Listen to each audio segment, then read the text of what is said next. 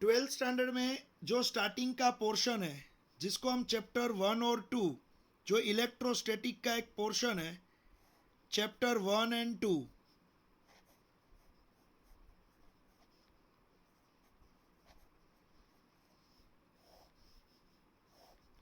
Electrostatic chapter 1 and 2,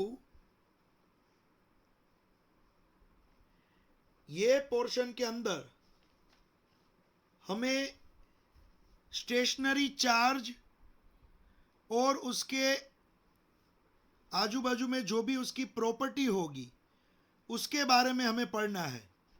combined topic है chapter 1 and 2 electrostatic. अब सबसे पहले बात होगी यहाँ पे इलेक्ट्रिक चार्ज के बारे में। इलेक्ट्रिक चार्ज,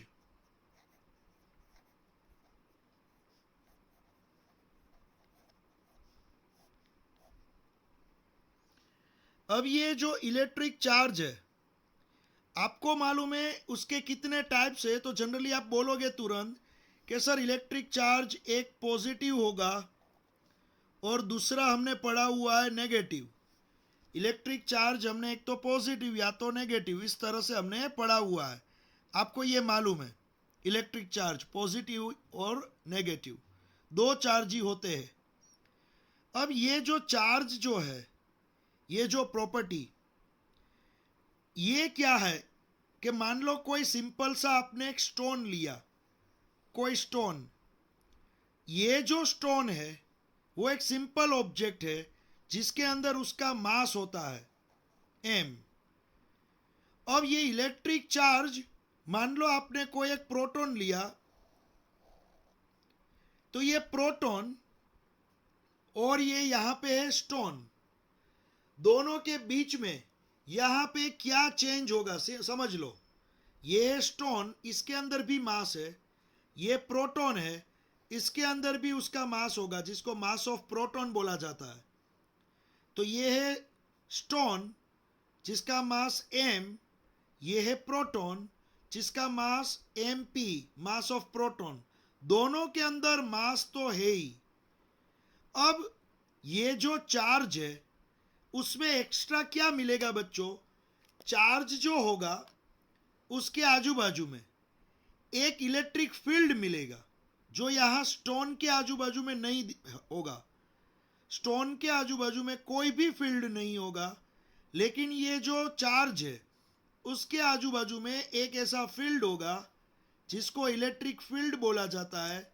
ये फील्ड हमें दिखता नहीं है, ये फील्ड हमें दिखेगा नहीं, लेकिन इसके आजू बाजू, इसके सराउंडिंग में होगा। मान लो आप मैग्नेट लेते हो, मैग्नेट आपको मालूम है मैग्नेट में क्या होता है, एक नॉर्थ पोल होता है, एक साउथ पोल होता है। तो आपको मैग्नेट दिखता है, लेकिन मैग्नेट में से निकलने वाला ये जो फील्ड होता है, जो नॉर्थ से निकलता है, नॉर्थ से निकलता है और साउथ की ओर जाता है, नॉर्थ से निकलता है और साउथ की ओर जाता है। मैग्नेट के बाहर, मैग्नेट के बाहर नॉर्थ में से निकल के साउथ की ओर जाता है। ये मैग्नेटिक फील्ड है जो हमें कभी भी नहीं दिखता है। और यही मैग्नेटिक फील्ड जो है वो मैग्नेट के अंदर साउथ टू नॉर्थ जाता है, साउथ टू नॉर्थ। तो ये जो मैग्नेटिक फील्ड होता है वो आपको दिखता नहीं है, लेकिन ये मैग्नेटिक फील्ड यहां पे होता है। तो यहां पे बच्चों ये जो मैग्नेटिक फील्ड है, आप देखोगे ये जो मैग्नेटिक फील्ड है नॉर्थ टू साउथ गया, नॉर्थ टू साउथ गया, ये आपने यहां पे देखा। तो यहां पे उसी तरह से ये प्रोटॉन के आजू बाजू इलेक्ट्रिक फील्ड होता है जो आपको नहीं दिखता है, लेकिन ये इसके आजू बाजू होता है। वैसे ही इलेक्ट्रॉन के आजू बाजू, इलेक्ट्रॉन की बात करें, नेगेटिव चार्ज, इलेक्ट्रॉन के आजू बाजू इससे अपोजिट डायरेक्शन में इलेक्ट्रिक फील्ड होता है। जैसे प्रोटॉन में से बाहर निकलता है वैसे इलेक्ट्रॉन में अंदर जा रहा है। तो इस तरह से इलेक्ट्रॉन के सराउंडिंग में भी इलेक्ट्रिक फील्ड होता है जो हमें दिखता नहीं है, लेकिन इसकी इफेक्ट होती है। तो प्रोटॉन के आजू बाजू भी इलेक्ट्रिक फील्ड होगा, इलेक्ट्रॉन के आजू बाजू भी इलेक्ट्रिक फील्ड होगा, लेकिन ये सिंपल ऑब्जेक्ट होगा, कोई भी स्टोन ले लो, या तो ये पेन ले लो, या पेज ले लो, सिंपल ऑब्जेक्ट्स जिसके अंदर सिर्फ उसका मास होगा, लेकिन उसके सराउंडिंग में कोई भी फील्ड नहीं होगा। तो चार्ज जो होता है, चार्ज बच्चों एक चीज याद रखना, यहाँ पे जो चार्ज होता है वो चार्ज के आजू बाजू उसके फील्ड होते हैं, इलेक्ट्रिक फील्ड, और इसको हम बोलेंगे इलेक्ट्रिक चार्ज। ये दोनों ही चार्ज की प्रॉपर्टी अपोजिट है, इसलिए एक को मैंने पॉजिटिव बोला, दूसरे को मैंने नेगेटिव बोला। पहले से ही मान लो प्रोटॉन को नेगेटिव बोला होता और इलेक्ट्रॉन को पॉजिटिव बोला होता तो कुछ भी प्रॉब्लम नहीं है। लेकिन हमने क्या डिसाइड किया, पहले से हम सभी ने क्या डिसाइड किया कि प्रोटॉन को हम पॉजिटिव चार्ज देंगे, इलेक्ट्रॉन को नेगेटिव देंगे। तो बच्चों आपको मालूम है ये प्रोटॉन पॉजिटिव और इलेक्ट्रॉन नेगेटिव जो होता है ना, ये यहाँ पे हम अपोजिट साइन क्यों देते हैं, इसको पॉजिटिव इसको नेगेटिव क्यों देते हैं, क्योंकि ये दोनों की जो प्रॉपर्टी होती है वो अपोजिट होती है। मान लो इसमें से इलेक्ट्रिक फील्ड बाहर निकला तो इसके अंदर गया, देखो ये दोनों की प्रॉपर्टी अपोजिट है, इसलिए एक को पॉजिटिव बोला, दूसरे को नेगेटिव बोला, क्योंकि ये दोनों की प्रॉपर्टी क्या है, अपोजिट है। तो बच्चों आप एक चीज याद रखना सभी कि यहाँ पे जो भी चार्ज होंगे, इस तरह के जो चार्ज, उसके आजू बाजू उसका एक फील्ड होगा जिसको हम बोलेंगे इलेक्ट्रिक फील्ड। तो हम इलेक्ट्रोस्टैटिक के अंदर सबसे पहले पढ़ेंगे इलेक्ट्रिक चार्ज के बारे में। तो यहाँ पे मैंने चार्ज के बारे में आपको बताया, दो टाइप के चार्ज होते हैं, पॉजिटिव नेगेटिव, एक पॉजिटिव और एक नेगेटिव। पॉजिटिव और नेगेटिव दोनों की प्रॉपर्टी अपोजिट होती है। अब आपको यह भी मालूम होगा, आप मुझे आंसर देना कि पॉजिटिव पॉजिटिव, पॉजिटिव चार्ज और पॉजिटिव चार्ज, ये दोनों एक दूसरे को रिपेल करेंगे तो रिपल्सिव फोर्स प्रोड्यूस होगा। यहां पे रिपल्सिव फोर्स, रिपल्सिव फोर्स का मीनिंग ये चार्ज इसको धक्का मारेगा, रिपेल करेगा, वैसे ये पॉजिटिव भी इसको रिपेल करेगा, एक दूसरे से वो दूर भागेंगे। तो ये पॉजिटिव पॉजिटिव सेम चार्ज, दोनों सेम चार्ज के बीच में रिपल्सिव फोर्स होता है। या तो मान लो नेगेटिव नेगेटिव ले लेते हैं, तो ये नेगेटिव को धक्का मारेगा, ये नेगेटिव को धक्का मारेगा, तो दोनों नेगेटिव एक दूसरे से दूर भागेंगे, दोनों पॉजिटिव भी एक दूसरे से दूर जाएंगे, क्योंकि ये दोनों के बीच में रिपल्सिव फोर्स हो रहा है। लेकिन मान लो एक पॉजिटिव लिया, एक नेगेटिव लिया, एक पॉजिटिव लिया, एक नेगेटिव लिया, तो ये दोनों एक दूसरे को खींचेंगे, ये दोनों एक दूसरे की ओर पास आएंगे, तो एट्रैक्टिव फोर्स क्रिएट होगा, एट्रैक्टिव फोर्स। तो रिपल्सिव फोर्स कब क्रिएट होता है, एट्रैक्टिव फोर्स कब क्रिएट होता है, तो अनलाइक चार्जेस जब होंगे यहाँ पे डिफरेंट चार्जेस, तब एक दूसरे को वो एट्रैक्ट करेंगे, और लाइक चार्जेस, सेम चार्जेस जो होंगे वो एक दूसरे को रिपेल करेंगे, एक दूसरे को धक्का मार देंगे। तो बच्चों ये आप याद रखना, यहाँ पे ये चार्ज की प्रॉपर्टी के बारे में मैंने आपको बताया है। अब यहाँ पे मैं आपको बताऊं उससे आगे, मान लो आपने एक लिया है यहाँ पे ग्लास रोड, एक ग्लास रोड लिया है आपने, ये है ग्लास रोड। ग्लास रोड के ऊपर यहाँ पे 500 प्रोटॉन्स है और 500 इलेक्ट्रॉन्स होंगे, क्योंकि कोई भी ऑब्जेक्ट होगा, कोई भी ऑब्जेक्ट, दुनिया में कोई भी ऑब्जेक्ट होगा, उस पे जितने प्रोटॉन है उतने ही इलेक्ट्रॉन होते हैं, तो वो न्यूट्रल होता है। ये न्यूट्रल ऑब्जेक्ट है, जितने प्रोटॉन उतने ही इलेक्ट्रॉन, न्यूट्रल है ये। अब क्या होगा बच्चों, ये ग्लास रोड यहां पे रखा है, यहां पे मैंने एक सिल्क क्लॉथ रखा है, सिल्क क्लॉथ, इसके ऊपर 700 प्रोटॉन है और 700 इलेक्ट्रॉन होंगे, तो ये भी न्यूट्रल है, जितने प्रोटॉन उतने ही इलेक्ट्रॉन। तो सिल्क क्लॉथ भी न्यूट्रल, ग्लास रोड भी न्यूट्रल, दोनों न्यूट्रल है। लेकिन अब ये ग्लास रोड को सिल्क क्लॉथ के साथ आप घिसोगे, रब करोगे, तो यहाँ इसके ऊपर जो इलेक्ट्रॉन होंगे उसमें से थोड़े इलेक्ट्रॉन सिल्क क्लॉथ पे चले जाएंगे, थोड़े इलेक्ट्रॉन चले जाएंगे सिल्क क्लॉथ के ऊपर, इलेक्ट्रॉन्स। तो अब क्या होगा बच्चों, ये जो रोड है, ये जो रोड जिसके ऊपर 500 प्रोटॉन्स थे, तो प्रोटॉन तो उतने ही रहेंगे, इलेक्ट्रॉन 200 इलेक्ट्रॉन चले गए, तो यहाँ पे 500 इलेक्ट्रॉन थे, माइनस इसमें से 200 चले गए, तो अब 300 इलेक्ट्रॉन बचे, 300 इलेक्ट्रॉन बचे इसके ऊपर। और ये जो सिल्क क्लॉथ है, सिल्क क्लॉथ, ये सिल्क क्लॉथ पे आपने देखा, सिल्क क्लॉथ पे 700 प्रोटॉन थे, प्रोटॉन तो उतने ही रहेंगे, लेकिन इलेक्ट्रॉन 200 नए आ गए, तो 700 प्लस 200, आप यहाँ पे देख सकते हो 900 इलेक्ट्रॉन हो गए।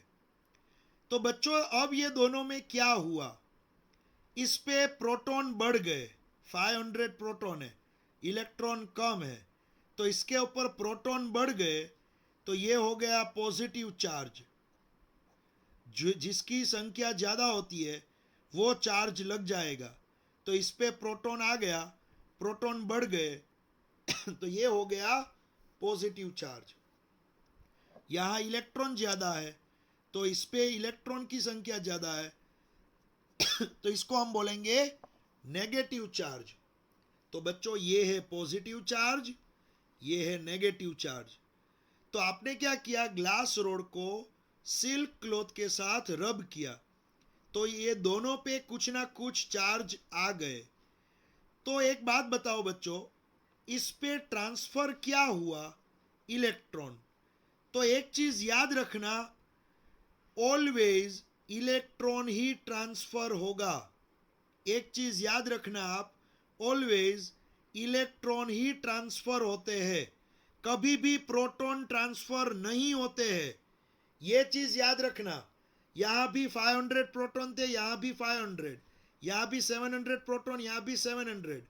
प्रोटॉन कभी भी शिफ्ट नहीं होंगे, जो भी शिफ्ट होगा वो इलेक्ट्रॉन ही होगा। बस ये चीज आप याद रखना लास्ट तक। तो किसी के दिमाग में एक ख्याल आया होगा कि सर इलेक्ट्रॉन ये रोड के ऊपर से क्लॉथ के ऊपर ही क्यों गए, क्लॉथ में से रोड के ऊपर नहीं जा सकते क्या। तो बच्चों ये जो है ना, वो ऑब्जेक्ट की प्रॉपर्टी पे डिपेंड करता है। तो ये दोनों ऑब्जेक्ट की प्रॉपर्टी ऐसी है कि जब भी आप ग्लास रोड को सिल्क क्लॉथ के साथ घिसोगे, तो ऑलवेज इलेक्ट्रॉन रोड के ऊपर से क्लॉथ के ऊपर ही जाएंगे। ये दोनों की ऑब्जेक्ट की ये प्रॉपर्टी है। तो यहाँ पे बच्चों आपने दोनों को, इसको प्लस चार्ज कर दिया, इसको माइनस चार्ज कर दिया। अब इसी तरह से मान लो दो रोड लिया आपने, दो पॉजिटिव रोड, दो पॉजिटिव रोड लोगे और एक दूसरे के पास ले आओगे, एक दूसरे के पास ले आओगे, तो दोनों सेम चार्जिस है, तो एक दूसरे को वो क्या करेंगे, रिपेल करेंगे। ये दोनों रोड एक दूसरे से दूर चले जाएंगे। सेम चार्जिस क्या करेंगे, रिपल्सिव फोर्स अप्लाई करेंगे। और मान लो एक प्रोटॉन है, दूसरे पे मान लो इलेक्ट्रॉन है। एक रोड मैंने ऐसा लिया जिसके ऊपर प्रोटॉन ज़्यादा है, दूसरा रोड मैंने ऐसा लिया जिसके ऊपर इलेक्ट्रॉन ज़्यादा है। तो अलग अलग अपोजिट चार्ज होने की वजह से ये दोनों एक दूसरे के पास नज़दीक आएंगे, एट्रैक्ट होंगे, दोनों ही एक दूसरे से एट्रैक्ट होंगे, नज़दीक आ जाएंगे। तो ये है एट्रैक्टिव फोर्स, ये है रिपल्सिव फोर्स। तो बच्चों ये चीज़ आप याद रखना, सेम चार्जिस और अपोजिट चार्जिस की ये बात मैंने यहाँ पे की। अब मैं दूसरे एग्जाम्पल आपको देता हूँ। चलो दूसरे एग्जाम्पल। आपको मालूम है बच्चों, आप जब चेयर के ऊपर, प्लास्टिक की चेयर है, ये प्लास्टिक की चेयर है, आप इसके ऊपर पैर रख के बैठ गए, ये प्लास्टिक की चेयर है, किसके ऊपर आप पैर ऊपर रख के बैठ गए, इसके ऊपर आपने पैर रख दिए, और इसके ऊपर आप बैठ गए हो मान लो। अब इसके ऊपर जैसे ही आप बैठ जाओगे, पीछे से कोई एक बंदा जो पीछे खड़ा हुआ यहाँ पे पीछे है, वो क्या करेगा, एक हाथ में स्वेटर लेगा। आपको पता है जो आप विंटर में पहनते हो वो स्वेटर लेके पीछे से, वो जो स्वेटर होगा उसे वो पीछे से जोर जोर से ऊपर से नीचे ले जाएगा। हाथ में स्वेटर पकड़ा हुआ है और वो स्वेटर से क्या करेगा, ऊपर से नीचे ले जाएगा स्वेटर को पीछे की ओर, चेयर के पीछे की ओर स्वेटर को इस तरह से घिसेगा, ऊपर ले जाएगा, फिर घिस के नीचे ले आएगा, फिर से ऊपर ले आएगा, फिर घिस के नीचे ले आएगा, एक ही डायरेक्शन में स्वेटर को घिसेगा। फिर वो बंदा यहाँ से चला जाएगा। तो आपके अंदर आपने पैर ऊपर उठा लिए है, जमीन के साथ कोई कांटेक्ट नहीं है, आपने जमीन से पैर ऊपर उठा लिए, तो आपके अंदर चार्ज आ गया है, अभी आपके अंदर चार्ज आ गया है। फिर दूसरा बंदा जो जमीन पे खड़ा है वो आपको जब टच करेगा, जब आप इसको टच करोगे तब आपके हाथ और उसके हाथ के बीच में स्पार्क होगा, दोनों के बीच में स्पार्क होगा। आप अंधेरे में देखोगे तो आपको यहाँ पे स्पार्क दिखेगा दोनों के हाथ के बीच में। तो बच्चों ऐसा क्यों हुआ, क्योंकि जो जमीन पे खड़ा था वो बंदा न्यूट्रल था, उसके ऊपर जितने प्रोटॉन थे उतने ही इलेक्ट्रॉन थे। तो 500 प्रोटॉन है तो 500 इलेक्ट्रॉन है। तो जमीन पे जो बंदा खड़ा है वो न्यूट्रल है, लेकिन जो चेयर के ऊपर बैठा हुआ है उसके अंदर क्या हुआ, तो मान लो जो चेयर के ऊपर बैठा हुआ है, मान लो उसके ऊपर इलेक्ट्रॉन आ गए, मान लो इसके ऊपर क्या आ गए, इलेक्ट्रॉन।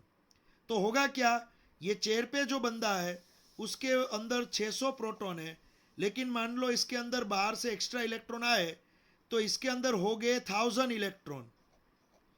तो ये जो चेयर पे बैठा हुआ बंदा है जिसके अंदर 1000 इलेक्ट्रॉन हो गए, और ये 1000 इलेक्ट्रॉन मीन्स इसके अंदर इलेक्ट्रॉन ज्यादा है, ये बंदे के अंदर इलेक्ट्रॉन ज्यादा है और इसके अंदर क्या है, ये तो न्यूट्रल है, ना तो प्रोटॉन ज्यादा ना तो इलेक्ट्रॉन ज्यादा, ये न्यूट्रल है। तो जब ये बंदा न्यूट्रल वाले बंदे को टच करेगा तो इसके अंदर जो एक्स्ट्रा इलेक्ट्रॉन है, ज्यादा इलेक्ट्रॉन, वो बहुत ही स्पीड में जाएंगे इसके बॉडी में। इसके बॉडी के अंदर जो ज्यादा इलेक्ट्रॉन है 1000, वो ज्यादा पोटेंशियल से कम पोटेंशियल की ओर इलेक्ट्रॉन भागते हैं।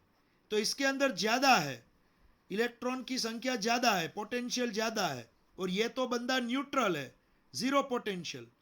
तो जैसे ही आप इसको टच करोगे इसके साथ, तो इसके बॉडी के जो एक्स्ट्रा ज्यादा इलेक्ट्रॉन है वो फटाफट भागेंगे स्पीड में इसके बॉडी के अंदर। तो जब एक दूसरे को टच होगा तो टच होने से ये इलेक्ट्रॉन जो स्पीड से भागेंगे वो यहाँ पे स्पार्क के फॉर्म में आपको दिखेगा। स्पार्क होगा दोनों के उंगलियों के बीच में, दोनों की फिंगर के बीच में जो स्पार्क होगा, तो वो स्पार्क और कुछ नहीं है, इसके इलेक्ट्रॉन इसके ऊपर ट्रांसफर हुए और वो आपको स्पार्क के फॉर्म में दिखा। उसी तरह से क्लाउड में क्या होगा, मॉनसून के अंदर क्लाउड में लाइटिंग्स होती है, तो एक क्लाउड होगा वो पॉजिटिव चार्ज होगा और दूसरा क्लाउड होगा वो मान लो नेगेटिव चार्ज है।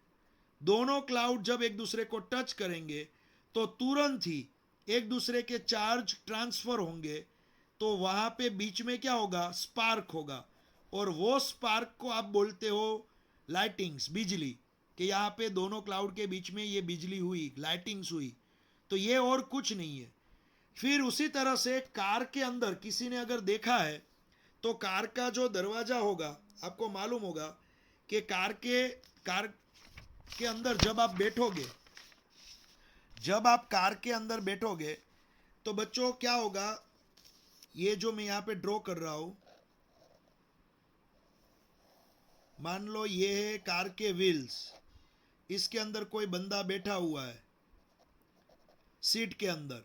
जैसे ही वो दरवाजा ओपन करके सीट से उतरेगा तो ये बंदा दरवाजा ओपन करके जैसे ही नीचे उतरेगा तो ये कार की सीट के साथ ये बंदे का फ्रिक्शन होगा, तो होगा क्या बच्चों, ये जो बंदा है उसके अंदर, ये पर्सन के अंदर नेगेटिव या तो पॉजिटिव चार्ज आ जाएंगे, और जैसे ही ये बंदा जमीन पे उतरेगा और कार को बंद करेगा, टच करेगा, तो कार के डोर के साथ उसको एक स्पार्क फील होगा, एक झटका लगेगा, शॉर्ट सर्किट होगा थोड़ा सा, तो तुरंत अपना हाथ पीछे ले लेगा। तो ये चीज भी यहाँ पे देखने को मिलेगी। या तो बहुत ही सिंपल सा एग्जांपल आपको बताऊं, आपको वो मच्छरदानी आती है, मॉस्किटो नेट, आपको मालूम होगा कि वो जो मच्छरदानी होती है मॉस्किटो नेट, उसको बेड के ऊपर इस तरह से हम रख देते हैं। ये जो नीचे हम जब सोएंगे, नीचे जो लोग सोएंगे मच्छरदानी के अंदर, इस तरह से जो सोएंगे, ऊपर होती है ये मच्छरदानी, मॉस्किटो नेट। तो ये जो मच्छरदानी होती है, इसके साथ यहाँ पे मान लो अंधेरा है, और आपके हेयर, आपके बाल जब ये मॉस्किटो नेट के साथ फ्रिक्शन करेंगे, तो आपको अंधेरा होगा, तब इसके साथ आपको स्पार्क दिखेंगे, स्पार्क दिखेंगे। तो ये स्पार्क और कुछ नहीं है, चार्ज जो हो गए उसका एक्सचेंज हो रहा है। तो ये सभी बहुत सारे एग्जाम्पल है बच्चों। तो फर्स्ट चैप्टर में स्टार्टिंग के 3-4 पेज सिर्फ ये ही दिया हुआ है, ये एग्जाम्पल के बारे में ही बताया हुआ है। यहाँ पे जब भी आप 3-4 पेज देखोगे डिटेल में, तो इसके बारे में ही दिखाया हुआ है सब कुछ। अब यहाँ पे जो इम्पोर्टेंट टॉपिक है, यहाँ पे जो मैं आपको बताना चाहता हूँ, वो है क्वांटाइजेशन। क्वांटाइजेशन ऑफ चार्ज के बारे में मैं बताना चाहता हूँ कि क्वांटाइजेशन ऑफ चार्ज क्या है। Quantization of charge,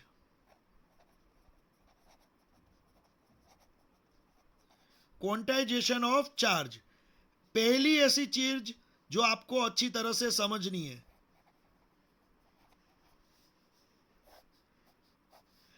quantization of charge, ये आपको अच्छी तरह से समझना है, इंपॉर्टेंट चीज है ये क्वांटाइजेशन ऑफ चार्ज। बच्चों एक चीज याद रखना, क्वांटाइजेशन ऑफ चार्ज में जब कोई चार्ज, ध्यान रखो जो मैं बोल रहा हूं, मान लो ये रोड के अंदर आपको चार्ज दिखते नहीं है, आपको चार्ज दिखते नहीं है, इसके अंदर कितने प्रोटॉन है वो आपको दिखते नहीं है। ये पेन है, मान लो ये पेन के ऊपर प्रोटॉन्स है, ये पेन जो है वो पॉजिटिव चार्ज है, इसके ऊपर 100 प्रोटॉन एक्स्ट्रा है, लेकिन किसी को भी प्रोटॉन दिखे नहीं, इसके ऊपर 100 प्रोटॉन चिपके हुए, किसी को भी दिखे नहीं दिखे, तो हमें पता कैसे चलेगा कि इसके ऊपर कितने प्रोटॉन है या तो कितने इलेक्ट्रॉन है, हमें दिखते तो नहीं है। और दूसरी बात, अभी आपको मालूम है कि एक प्रोटॉन, सबसे छोटा कौन होता है, तो प्रोटॉन, 2 प्रोटॉन 3 प्रोटॉन, इस तरह से मान लो इसके ऊपर 50 प्रोटॉन है, तो पूरा बंच जो है उसमें सबसे छोटा सिंगल प्रोटॉन। तो सिंगल प्रोटॉन का चार्ज कैसे मालूम हुआ, वो पूरी मैं यहां पे आपको एक बात बताऊंगा कि एक प्रोटॉन का चार्ज, या तो मान लो कोई एक रोड है जिसके ऊपर है इलेक्ट्रॉन्स, तो उसमें एक इलेक्ट्रॉन का चार्ज या तो एक प्रोटॉन का चार्ज हमको कैसे मालूम हुआ, उसकी पीछे जो एक पूरी प्रोसेस है वो मैं आपको बताना चाहूंगा। कि यहाँ पे साइंटिस्ट लोगों ने क्या किया कि एक न्यूट्रल रोड लिया, neutral road, 500 proton 500 electron, neutral road. तो न्यूट्रल रोड पे 0 कूलम चार्ज होता है, आपको मालूम होना चाहिए, न्यूट्रल रोड पे 0 कूलम चार्ज होता है, 0 कूलम, उस पे कोई भी चार्ज एक्स्ट्रा नहीं होता है। 500 प्रोटॉन 500 इलेक्ट्रॉन एक दूसरे को न्यूट्रल कर देंगे। फिर क्या किया, ये रोड को किसी के साथ, सिल्क क्लॉथ के साथ घिसा, फ्रिक्शन किया, ये रोड को रब किया सिल्क क्लॉथ के साथ, तो इसके ऊपर जो चार्ज मालूम हुआ वो चार्ज 6.4 इंटू 10⁻⁻19 मालूम हुआ, इतने कूलम। फिर और घिसा सिल्क क्लॉथ के साथ, और घिसा, तो इसके ऊपर जो चार्ज मालूम हुआ वो 12.8 इंटू 10⁻⁻19 कूलम इतना मालूम हुआ। फिर क्या किया, थोड़ा यहाँ पे चार्ज जो इस पे बढ़ रहा था, फिर थोड़ा और इसको न्यूट्रल कर दिया, चार्ज कम कर दिया इसके ऊपर, मान लो। तो हुआ क्या, इसके ऊपर जो चार्ज है वो 1.6 इंटू 10⁻⁻19 मालूम हुआ। फिर और चार्ज घिस के बढ़ा दिया, तो यहाँ पे मालूम हुआ 14.4 इंटू 10⁻⁻19। फिर चार्ज कम कर दिया, तो यहाँ पे मालूम हुआ 3.2 10⁻⁻19। फिर चार्ज बढ़ाया, थोड़ा चार्ज बढ़ाया, तो 8 इंटू 10⁻⁻19। फिर चार्ज थोड़ा कम कर दिया, तो 4.8 इंटू 10⁻⁻19। फिर थोड़ा चार्ज बढ़ाया, तो 16 इंटू 10⁻⁻19। फिर कम कर दिया, तो 9.6 इंटू 10⁻⁻19। फिर थोड़ा बढ़ाया, तो 11.2 इंटू 10⁻⁻19। बच्चों, थाउजेंड्स टाइम प्रैक्टिकल करने के बाद ये ही डिजिट दिखे, ये ही डिजिट 1.6 दिखा, उसके बाद डायरेक्ट 3.2 ही दिखा। कभी भी ये दोनों के बीच वाला फिगर आया ही नहीं।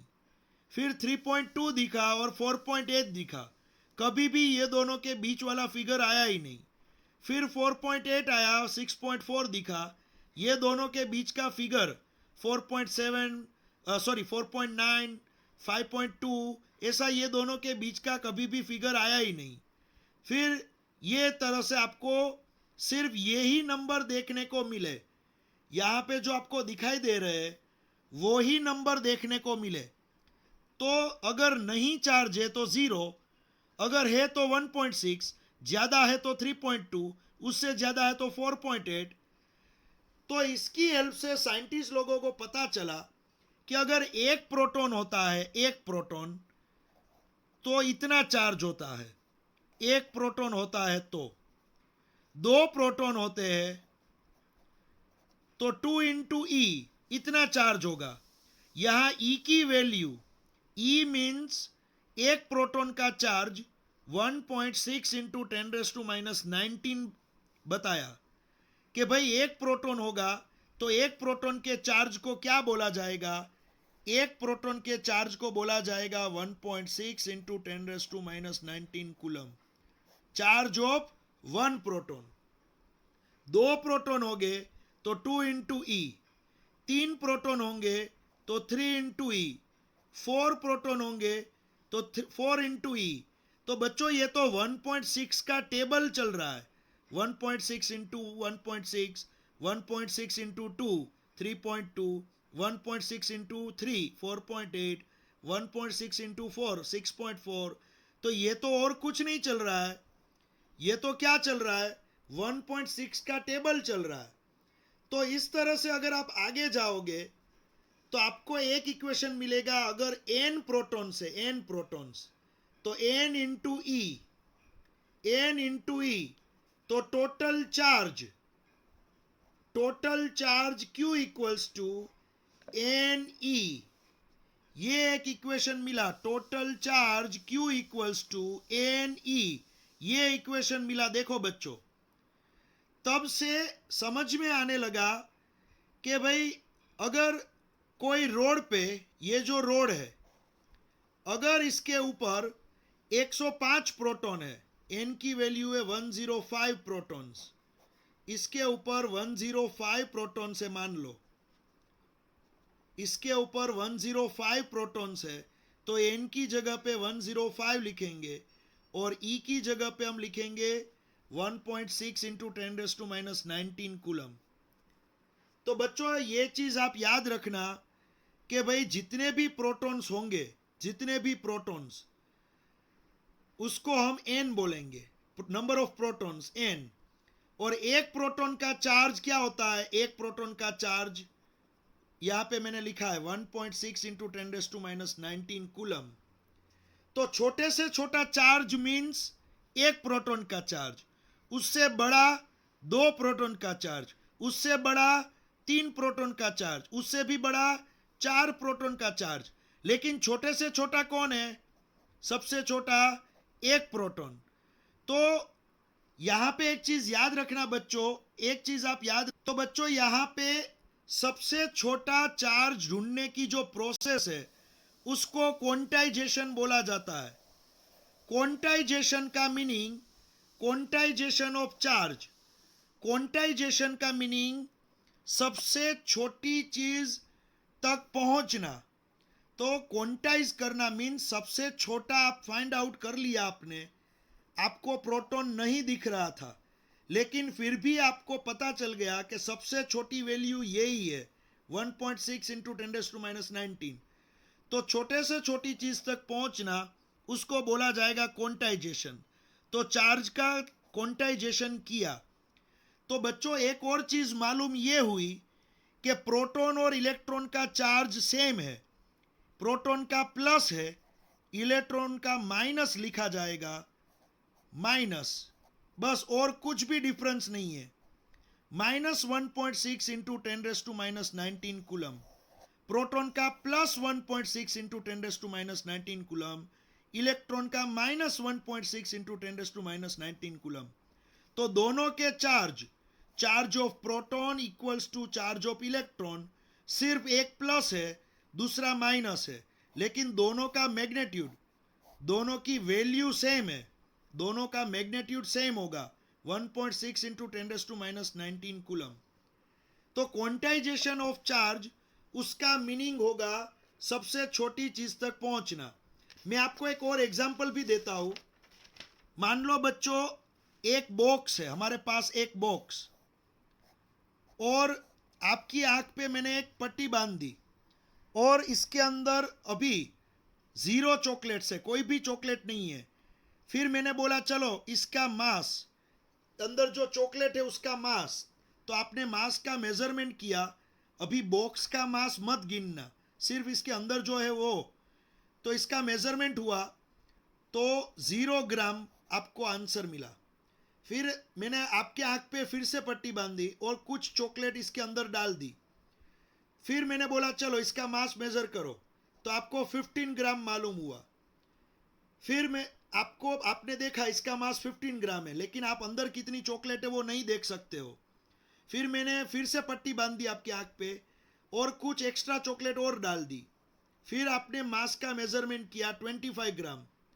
फिर मैंने फिर से पट्टी बांध दी आपके आंख में, कुछ चॉकलेट निकाल दी, 5 ग्राम, 10 ग्राम, इस तरह से ही आंसर मिल रहे हैं। थाउजेंड्स टाइम प्रैक्टिकल किए तो 0 और 5 के बीच में कोई आंसर ही नहीं आ रहा है, 5 और 10 के बीच में कोई आंसर ही नहीं आ रहा है, 10 और 15 के बीच में आंसर ही नहीं आ रहा है, और अंदर कितनी चॉकलेट में डाल रहा हूं या तो कितनी चॉकलेट में निकाल रहा हूं वो आपने देखा भी नहीं है। लेकिन थोड़े एक्सपेरिमेंट के बाद मैं आपको पूछूंगा कि बच्चों एक चॉकलेट का मास क्या होगा, तो तुरंत आप बोलोगे सर एक चॉकलेट का मास होगा 5 ग्राम। अगर 2 होगी तो 2 इंटू 5 ग्राम, 3 होगी तो 3 इंटू 5 ग्राम। तो आपने चॉकलेट का मास, कितनी चॉकलेट अंदर है कितनी चॉकलेट बाहर निकाली, आपको मालूम भी नहीं है।